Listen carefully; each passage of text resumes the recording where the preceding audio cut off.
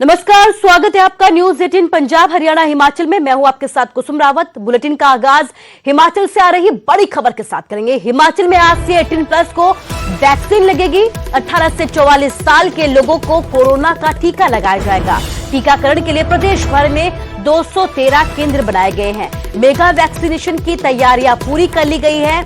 बड़ी तादाद में युवाओं ने वैक्सीन के लिए रजिस्ट्रेशन करवाया है। शिमला में पहले आओ पहले पाओ के आधार पर वैक्सीन लगवाई जाएगी।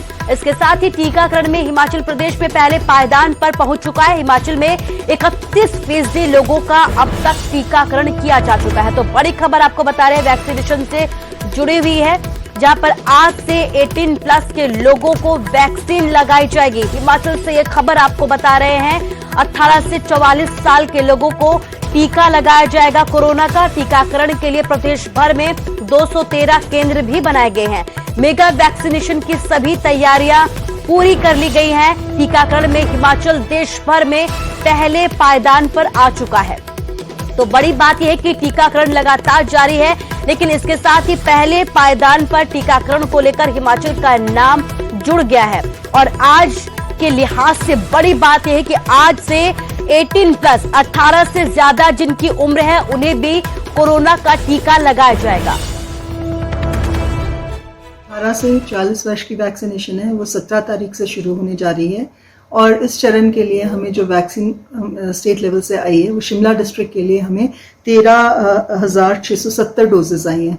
तो ये 13,670 डोजेज जो हैं हमने 31 मई तक हमने कवर करना है। और इसमें हम हर सप्ताह में 2 सेशंस रखेंगे, दो दिन सेशंस रखेंगे, एक सोमवार को और एक वीरवार को। तो अभी जो 17 तारीख को होगा, उसके बाद 20 तारीख को है, और उसके बाद 24, 23 और 31 तारीख, इस तरह से हम करेंगे। तो 17 तारीख के सेशंस आज हमने शेड्यूल कर दिए हैं। और ज्यादा जानकारी के लिए हमारे संवाददाता रणवीर हमारे साथ शिमला से लाइव जुड़ गया है। रणवीर, हिमाचल के लिहाज से बड़ी बात यह है कि आज से 18 साल से जिनकी उम्र ज्यादा है उन्हें भी टीका लगेगा। किस तरीके की तैयारियां वहां पर देखी जा रही हैं? देखिए, जो शेड्यूल तय किया गया है, जिस तरह से पंजीकरण किया गया है, 21,090 लोगों ने जो है पंजीकरण कराया, जिन्होंने बुकिंग दी है कि आज वो टीका करवाने के लिए आएंगे। 18 से 40 साल के बीच जिनकी उम्र है। आज जिस तरह से हिमाचल में सुबह 9:30 बजे से टीकाकरण जो है शुरू होता है। हिमाचल में 213 केंद्र बनाए गए हैं और यहाँ पर सुबह 9:30 बजे से 3:30 बजे तक जो है टीका लगाया जाएगा। जो आधे घंटे का जो समय है वो दिया जाता है ऑब्जर्वेशन के लिए। तो यहाँ पर बड़ी तैयारी जो है राज्य सरकार ने की है और हर सोमवार और गुरुवार को हफ्ते में ये 2 बार ये टीका लगेगा 18+ के लोगों के लिए। और 31 मई तक का जो है समय दिया गया है कि शुरुआत में जितनी वैक्सीन अवेलेबल है उसके हिसाब से करीब 1,07,000 डोज जो है हिमाचल को प्राप्त हुई है। ऐसा जो है स्वास्थ्य विभाग ने ये जानकारी दी है। और ये भी जानकारी दे, आज से ये जो अभियान शुरू हो रहा है, मुख्यमंत्री जयराम ठाकुर भी आज जो कुसुम्पटी में छोटा शिमला स्कूल है वहां पर मौजूद रहेंगे। सुबह वो जाएंगे, खुद जो है तैयारियों का जायजा भी लेंगे और टीका लगवाने वालों से भी बात मुख्यमंत्री करेंगे। और देश भर के आंकड़ों के हिसाब से बात करें तो हिमाचल टीकाकरण में जो लाभार्थी है, जो पात्र लोग हैं, उनकी जनसंख्या के आधार पर जो तय किया जाता है कि कितने प्रतिशत लोगों का जो है वैक्सीनेशन किया गया। इस लिहाज से हिमाचल में 31% लोगों का वैक्सीनेशन करवाया गया है। करीब 55 लाख के करीब जो है हिमाचल में पात्र व्यक्ति हैं जिन्हें टीका लगना है। इसमें से जो है 16 लाख से ज्यादा लोगों को टीका लग चुका है। ये जानकारी राज्य सरकार ने पिछले कल दी है और 21 लाख खुराकें जो है लोगों को दी गई है। जिस तरह से हिमाचल में आंकड़ा लगातार बढ़ता जा रहा है, मौत का सिलसिला जो है वो थम नहीं रहा है। आंकड़े रोज जो है बढ़ रहे हैं। पिछले सारे रिकॉर्ड जो है कोरोना से मरने वाले, वो उनकी संख्या जो है, जो पिछले जो रिकॉर्ड है वो सारे टूट रहे हैं। तो ऐसे में इस लिहाज से ये देखा जाए तो रिकवरी रेट थोड़ा अच्छा जो है देखा जा रहा है। हर रोज जो है अब जो ठीक होने वाले जो मरीज हैं उनकी संख्या जो है एक्टिव केसों से आसपास देखी जा रही। जो जितने नए मरीज आते हैं उतने ही लोग जो है ठीक होते जा रहे हैं। तो कुल मिलाकर यहाँ पर हिमाचल का ये प्रदर्शन टीकाकरण में काफी बेहतर है। और आज जिस तरह से उम्मीद है कि आज जो ये अभियान जो शुरू हो रहा है, 21,090 जो पात्र अभ्यर्थी हैं जिन्होंने आवेदन किया है, बुकिंग दी है, उनको टीका लगेगा। और सरकार बार बार ये कह रही है कि लोग आए, युवा वर्ग आए। फिलहाल टीका जो है और एहतियात, यही एक जो है मुख्य हथियार है इस लड़ाई से लड़ने के लिए। जी कुसुम जी, और यही वजह है कि बड़ी संख्या में जो लोग हैं उन्होंने टीकाकरण के लिए रजिस्ट्रेशन भी करवाया है। रणवीर, इस तमाम जानकारी के लिए आपका शुक्रिया। तो आज से हिमाचल में 18+ के जो लोग हैं, यानी कि 18 से ज्यादा जिनकी उम्र है, उनके लिए भी टीकाकरण का जो अभियान है वो चलाया जाए। बड़ी तादाद में युवाओं ने वैक्सीन के लिए रजिस्ट्रेशन करवाया है। शिमला में पहले आओ पहले पाओ के आधार पर वैक्सीन करवाई जाएगी। बड़ी बात यह है कि हिमाचल में अब तक 31% लोगों का टीकाकरण भी किया जा चुका है।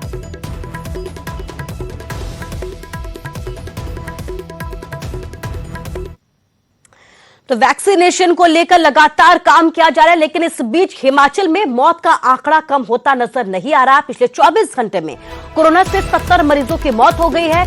जिस हिसाब से आबादी है उस हिसाब से मौत का आंकड़ा बढ़ता जा रहा है। प्रदेश में कोरोना के 2378 नए केस भी सामने आए हैं। कोरोना के 4974 मरीज ठीक हुए हैं। एक्टिव केसों की संख्या 36,909 तक पहुंच गई है। कोरोना से अब तक हिमाचल में 2,311 लोगों की मौत हो गई है।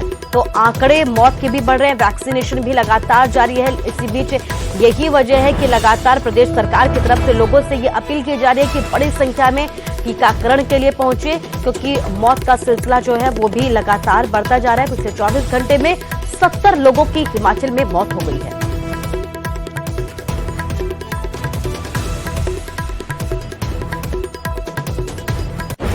और चलिए बात हरियाणा की करते हैं। हरियाणा में कमजोर पड़ गया है कोरोना। खतरा लेकिन टला नहीं है। 9,115 नए केस सामने हैं। 139 लोगों की मौत हुई है। कोरोना के 14,856 मरीजों ने कोरोना को मात भी दी है। तो अच्छी खबर भी आपके सामने, आप देख सकते हैं कि बड़ी संख्या में लोग कोरोना को मात भी दे रहे हैं। 14,856 मरीज कोरोना के बाद अब ठीक हो गए हैं। गुरुग्राम में 1,864 नए केस सामने आए हैं। 12 मरीजों की मौत हो गई है। हिसार की अगर बात करें तो 717 नए केस सामने आए हैं। 16 मरीजों की यहां पर मौत हो गई है। फरीदाबाद में 702 नए केस आए हैं। 8 मरीजों की मौत हो गई है। जींद में 240 नए केस सामने आए हैं। 12 मरीजों की मौत हो गई है। करनाल की अगर बात करें तो करनाल में 394 नए केस सामने आए हैं। 11 मरीजों की मौत हो गई है। रोहतक में 392 नए केस सामने आए हैं। 10 मरीजों की मौत हुई है। अंबाला की अगर बात करें तो 308 नए केस सामने आए हैं। 9 मरीजों की यहां पर भी मौत हो गई है। पंचकुला का आंकड़ा आपको बताते हैं। पंचकुला में 285 नए केस सामने आए हैं। तो वहीं 8 मरीजों की यहां पर भी मौत हो गई है। तो कहीं ना कहीं आंकड़ों में कमी भी आई है। कमजोर पड़ता हुआ हरियाणा में दिख रहा है, लेकिन बड़ी बात यह है कि खतरा अभी भी टला नहीं है।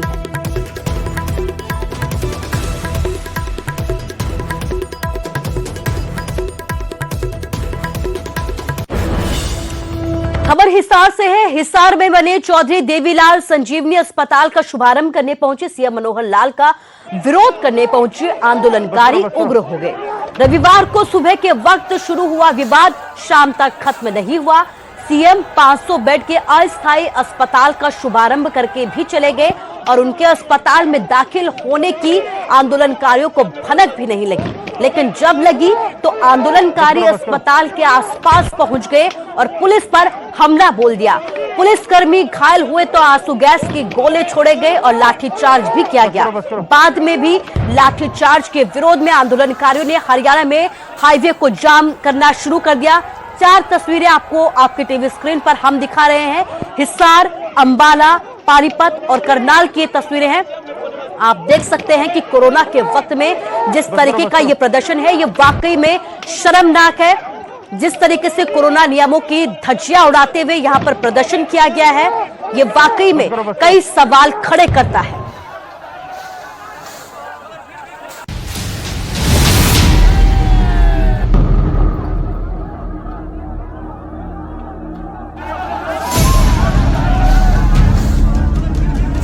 एक तरफ कोरोना के खिलाफ लड़ाई, दूसरी तरफ खेती कानूनों की लड़ाई। कोरोना के खिलाफ लड़ाई जीतने के मकसद से रविवार को मुख्यमंत्री मनोहर लाल हिसार पहुंचने वाले थे। यहां एक कोविड-19 अस्पताल का उद्घाटन तय था, लेकिन जैसे ही खेती कानूनों को लेकर मोर्चा संभाले किसानों को मनोहर लाल के हिसार पहुंचने की खबर लगी तो उन्होंने सड़क पर हंगामा कर दिया।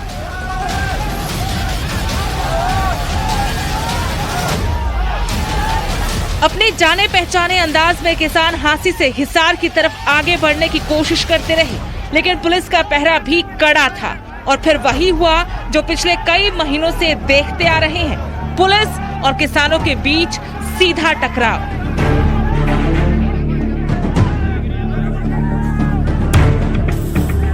पुलिस रोकने की कोशिश करती रही और किसान लगातार आगे बढ़ते रहे। आखिर में ट्रैक्टर की मदद से बैरिकेडिंग तोड़कर किसान हिसार की तरफ बढ़ गए।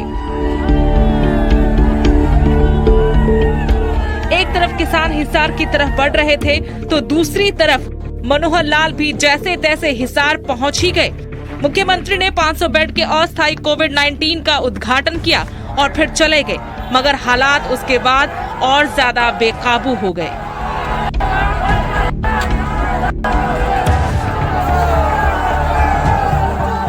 किसान हिसार में जुटने लगे और देखते ही देखते तनाव भी बढ़ने लगा। किसानों को रोकने की कोशिश बहुत की गई, मगर जब बात नहीं बनी तो आखिर में पुलिस को लाठीचार्ज का सहारा लेना पड़ा।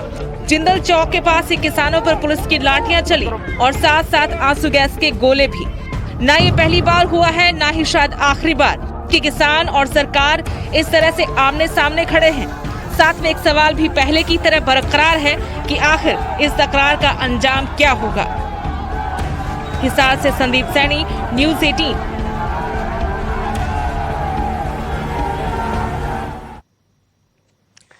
एक अजीब बीमारी की वजह से पूरा देश डर में है, खौफ में है। इसके बीच इस तरह की तस्वीरें सामने आना वाकई में शर्मनाक है। किसानों पर लाठीचार्ज को लेकर वीरेंद्र सिंह भड़क गए हैं। बीजेपी नेता ने लाठीचार्ज को दुर्भाग्यपूर्ण बताया है। अब मुद्दे को जड़ से खत्म करने की जरूरत है, ये कहना है वीरेंद्र सिंह का। किसानों से बातचीत में और देर ना हो, वीरेंद्र सिंह की तरफ से ये बयान सामने आया है। नए सिरे से प्रयास के लिए मैं प्रतिबद्ध हूं। कल हांसी में किसानों पर पुलिस ने लाठीचार्ज किया था और इसी के विरोध में अब वीरेंद्र सिंह का बयान सामने आया है। बीजेपी के सीनियर लीडर है जिनकी तरफ से ये कहा गया है कि किसानों से बातचीत होनी चाहिए और किसी भी तरीके की देरी नहीं होनी चाहिए। पुलिस की तरफ से जो लाठीचार्ज किया गया उस पर वीरेंद्र सिंह भड़के हैं। इसके साथ ही उन्होंने ये कहा कि अब मुद्दे को जड़ से खत्म किए जाने की जरूरत है।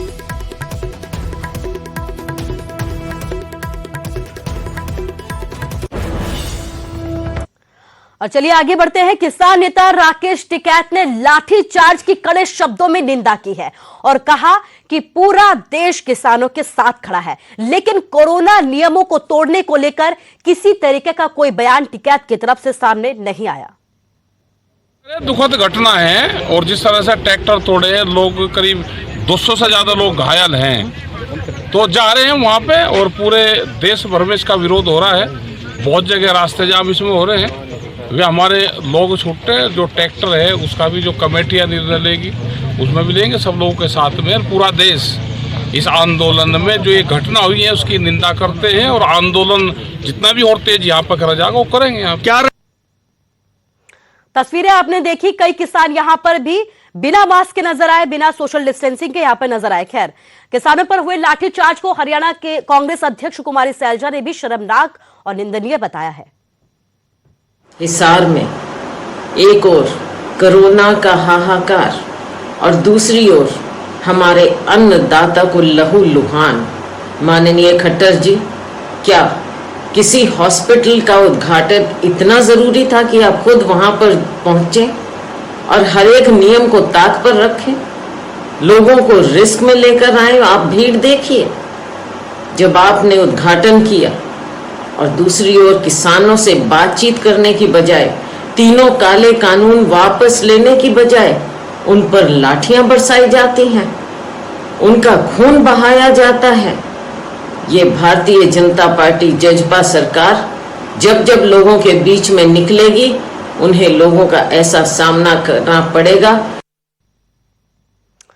और इधर कोरोना के खिलाफ लड़ाई में हरियाणा सरकार की कोशिशें लगातार जारी है। पानीपत और हिसार में सीएम मनोहर लाल ने अस्थायी कोविड अस्पताल का उद्घाटन किया। पानीपत रिफाइनरी के पास गुरु तेग बहादुर कोविड अस्पताल का उद्घाटन किया गया। सीएम के साथ साथ केंद्रीय पेट्रोलियम मंत्री धर्मेंद्र प्रधान, स्वास्थ्य मंत्री अनिल विज भी मौजूद रहे। कोरोना महामारी को देखते हुए हरियाणा सरकार ने पानीपत में 500 बेड का अस्पताल का यहां पर शुरू करने का फैसला लिया था। फिलहाल 300 ऑक्सीजन बेड के साथ अस्पताल का पहला ब्लॉक शुरू कर दिया गया है। आज से यहां कोरोना मरीजों का इलाज होगा। वहीं पानीपत में भी सीएम ने 500 बेड के अस्थायी कोविड अस्पताल का उद्घाटन किया। चौधरी देवीलाल संजीवनी अस्पताल में कोरोना मरीजों का इलाज किया जाएगा। अभी मुख्यमंत्री जी कह रहे थे हिसार जिंदल स्टील प्लांट के पास,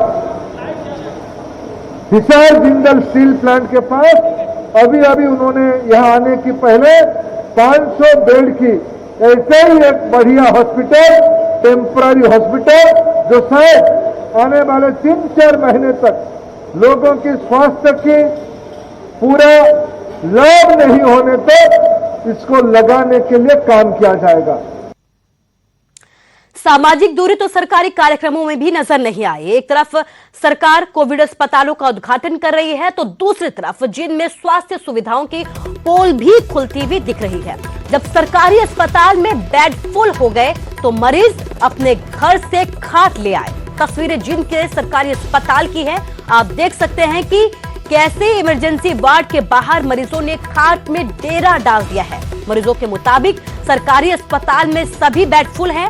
हालांकि डॉक्टर्स ने मरीजों को बाहर ही ऑक्सीजन लगाकर इलाज करना शुरू कर दिया है। डॉक्टर को अपना फर्ज पूरा करते हुए देखे जा रहे हैं, लेकिन बेड की कमी से कोरोना मरीजों को खासा परेशानियों का सामना करना पड़ रहा है। तो जिनकी तस्वीरें आपको दिखा रहे हैं, जहां पर आप देख सकते हैं कि किस तरीके से स्वास्थ्य सुविधाओं की पोल यहां पर खुलती हुई दिख रही है। एक तरफ दावे किए जा रहे हैं कि तमाम इंतजामात है, लेकिन इंतजामातों की हकीकत टीवी स्क्रीन पर आपको साफ दिख रही है। बेड खाली है ही नहीं, घर से बड़े जाने पड़ रहे हैं। तो अपने घरों से लेके आ रहे हैं सारे? क्या क्या लेके आ रहे घर से? घरों से क्या क्या लेके आ रहे हो? बेड बिस्तर सब घर से लेके आया। खाट फुट हाँ, कितने मरीज हैं यार? देख लो सामने। देखिए, हमारे पास सभी चीज़ों की, किसी चीज़ की कोई कमी नहीं है। बेड्स हैं, टोटल 4 DCH हैं और 15 हमारे पास DCHC हैं, जिसमें के मॉडरेट मरीज दाखिल होते हैं। और हमारे पास 725 के करीब ऐसे बेड हैं जिन पर ऑक्सीजन की फैसिलिटी अवेलेबल है। कुछ बीच में समय ऐसा आया था जहाँ पे ऑक्सीजन हमारे पास सरप्लस नहीं थी, काम चलाने के लिए थी। अब हमारे पास ऑक्सीजन की मात्रा भी काफ़ी हो गई है। तो सिविल हॉस्पिटल जींद में जैसे सारे बेड भरे हुए हैं, तो अब जितनी भी हमारी CHC हैं, जैसे सिविल हॉस्पिटल नरवाना है, उचाना, अलेवा, जुलाना, सफीदो, यहाँ पे भी मरीज दाखिल किए जा रहे हैं और वहाँ पे बेड उपलब्ध हैं। तो ये हमने आपको हरियाणा का हाल दिखाया और बात हिमाचल की करते हैं। हिमाचल में कोरोना पर काबू पाने के लिए 26 मई तक कोरोना कर्फ्यू लगाया गया है। वहीं ग्रामीण इलाकों में कोरोना को फैलने के लिए भी रोकने के लिए सख्त कदम उठाए गए हैं। चंबा की अगर बात करें तो लोग कोरोना गाइडलाइंस का सख्ताई से पालन कर रहे हैं। कर्फ्यू में बाजारों में भीड़ ना के बराबर दिख रही है। वहीं डलहौजी में भी ज्यादातर लोग अपने घरों में ही कैद हैं। हालांकि जरूरत के सामानों की दुकानें लगातार खुली हुई हैं। प्रशासन ने भी लोगों से अपील की है कि अगर बहुत जरूरी ना हो तब तक अपने घरों से बाहर ना ही निकले। कोई घर से बाहर नहीं निकला है और उससे जो है हमारे केसेस भी कम आ रहे हैं। सरकार ये कदम जो है सराहनीय उठाया था, अच्छी बात है। इससे हमारे गरीब जनता, गांव की जनता, जैसे जो छोटे मोटे कारोबार करते थे, जैसे मेरा एक ढाबा है जिसमें हम रोजी रोटी कमाते थे, अपना परिवार का खर्चा उठाते थे, वो काम धंधे बंद हो गए हैं। कोई आने जाने वाला है नहीं। सुबह 10 बजे से 1 बजे तक सरकार ने टाइम दिया हुआ है खोलने का, उसमें तो 10 रुपये तो बन नहीं रहे हैं और हम अपना गरीब आदमी परिवार का खर्चा कैसे उठाएंगे। तो हिमाचल में कोरोना की खतरनाक रफ्तार लगातार जारी है, लेकिन अब कोरोना को मात देने के लिए आयुर्वेद का सहारा भी लिया जा रहा है। ऐसा दावा किया जा रहा है कि आयुष मंत्रालय की आयुष 64 दवाई कोरोना संक्रमितों के लिए रामबाण साबित हो रही है और महज 7 दिनों में रिपोर्ट नेगेटिव आ रही है।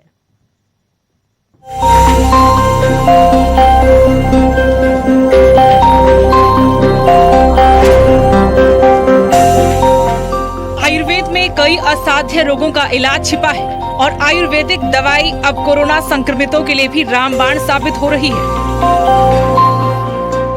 आयुष 64 दवाई कोरोना मरीजों पर कारगर साबित हो रही है। 90 के दशक में इस दवाई को मलेरिया के इलाज के लिए इस्तेमाल किया गया था और अब जब कोरोना कहर ढा रहा है तो इसे कोरोना मरीजों को दिया गया और अब इसके सकारात्मक परिणाम सामने आ रहे हैं। सिर्फ 7 दिनों में कोरोना संक्रमित मरीजों की रिपोर्ट नेगेटिव आ रही है। इसके जो रिजल्ट्स हैं वो माइल्ड, एसिम्प्टोमेटिक और मॉडरेट में काफी अच्छे रिजल्ट्स हैं और विद इन 7 डेज जो आरटीपीसीआर पॉजिटिव थे वो नेगेटिव हो रहे थे। और ये आयुर्वेदिक की अच्छी पहल है कि इन्होंने कोविड-64 दवाई एक लॉन्च की है। मैं ये दवाई लेने आया हूँ। मैं बाकी लोगों से भी अपील करता हूँ कि इस दवाई को लेके जो भी पॉजिटिव पेशेंट आए हैं उनको दी जाए।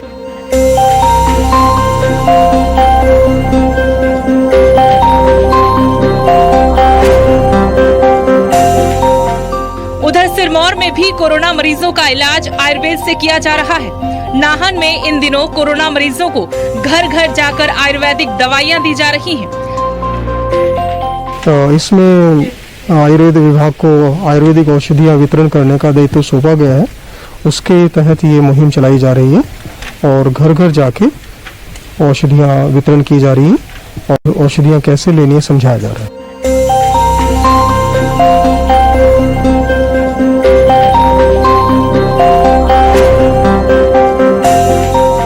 आयुर्वेदिक दवाई के सकारात्मक नतीजों को देखते हुए सरकार और प्रशासन तो उन्हें बड़े स्तर पर आवंटित कर रहा है। साथ ही लोग भी आयुर्वेद की तरफ आकर्षित हो रहे हैं।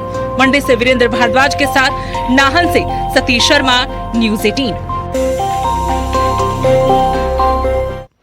और चलिए आगे बढ़ते हैं। कोविड-19 महामारी ने परस्पर निर्भरता की भावना को सुदृढ़ किया है, जिससे कि पूरा देश इस विपत्ति का एकजुट होकर मुकाबला कर सके। वैक्सीनेशन लगातार जारी है, लेकिन इसके साथ ही जरूरत है कि हम सभी मिलकर इसमें अपना सर्वश्रेष्ठ योगदान दें, जिससे हम एक साथ इस वायरस को हराने की तरफ अपने कदमों को आगे बढ़ा सके। नेटवर्क 18 इस मुहिम में हर कदम पर आपके साथ खड़ा रहेगा। जब तक सभी सुरक्षित नहीं होते तब तक कोई भी सुरक्षित नहीं होगा। इसी सोच के आधार पर हमारे कैंपेन संजीवनी का लक्ष्य यह सुनिश्चित करना है कि वैक्सीन पाना सभी भारतीयों का अधिकार है।